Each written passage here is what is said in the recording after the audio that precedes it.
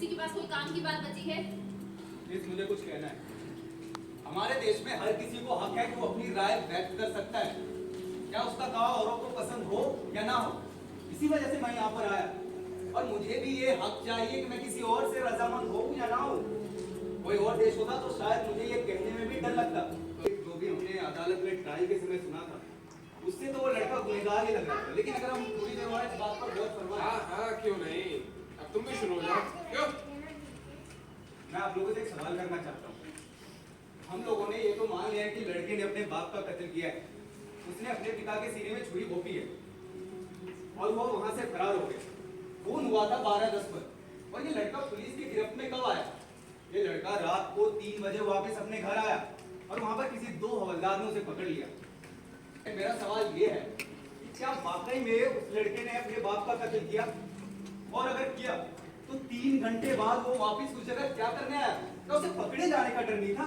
वो मेरी बात सुनो, वो लड़का वापस छुरी लेने आया था। अरे ऐसी थोड़ी ना कोई किसी के सीने में छुरी भोंकी और छोड़ दी।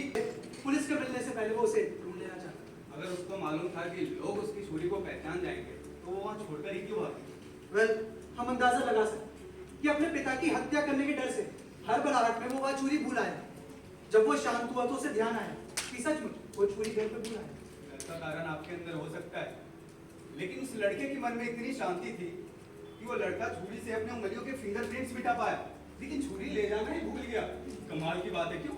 ओ भाई साहब, बाकी सारी बातें भी बाहर में, मुद्दे की बात ये कि वो लड़का वापस छुरी से निजात पाने के लिए 3 आया था। घंटे बाद? हाँ 3 घंटे बाद। अगर मैं उस लड़के की जगह होता और मैंने अपने बाप का कत्ल किया होता तो 3 घंटे बाद वापस उस जगह कभी नहीं लौटता। मुझे पुलिस का डर होता, चाहे छुरी मेरे पास हो या ना हो।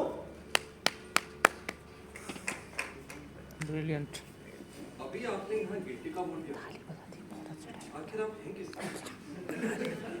मुझे नहीं लगता कि मुझे किसी की तरफ वफादारी से टिका रहना चाहिए। मैं बस वीडियो बना रही हूँ। सवाल कर रहा हूँ। ये सवाल यही कहूंगी, इट्स माय राइट। सुनिए जनाब, और आप डेमोक्रेसी की बात करेंगे? माफ करिए आप। माफ करिए यार, आप मतलब पोलाइटली क्यों बने रहते हैं? क्योंकि मेरी परवरिश जंगल में नहीं हुई है। ये बोलिए आप। किया जाता है कि हम यहाँ पर आए और एक मुल्जिम जिससे हमारा कोई लेना देना नहीं है उसे निर्दोष या गुनहगार ठहराए। इस फैसले से हमें कुछ फायदा या नुकसान नहीं होने वाला। यही तो दम होता है ज्यूरी बिठाने का। हमें इसे पर्सनली नहीं लेना चाहिए। Sure, thank you. मेरे ख्याल से हमें 2 मिनट का ब्रेक लेना चाहिए। जरूर, आप पानी पी लीजिए। बदल रहे हो? तुम्हें कोई हक नहीं है किसी नौजवान की जिंदगी के साथ इस तरह से खिलवाड़ करने की। ये बहुत ही घटिया और गलत तरीका है तुम्हारा। मुझसे ऐसे बात नहीं कर सकते तो। मैं कर सकता हूँ, अगर तुम्हें नॉट गिल्टी वोट देना है तो।